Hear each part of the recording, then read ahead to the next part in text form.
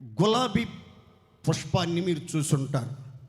ఆ పువ్వు చాలా అందంగా ఉంటుంది, అపురూపంగా ఉంటుంది. నీ పరిమళానికి కారణం ఏంటి చెప్పు అని అంటే అది చెప్పే మాట ఏంటో తెలుసా?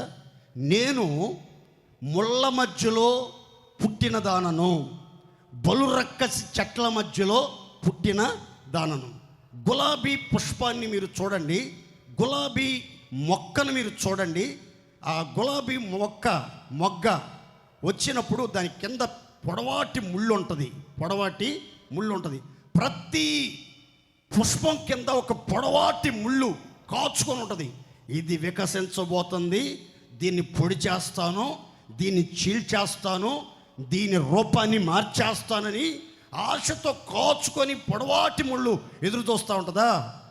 రైట్ టైంలో ఆ మొగ్గ వికసించి పరిమళించే సమయం వచ్చినప్పుడు ఆ మొగ్గ కింద ఉన్నటువంటి ఆ యొక్క ముళ్ళు వాటంతట అవే రాలిపోతాయి. దేవునికి స్తోత్రం.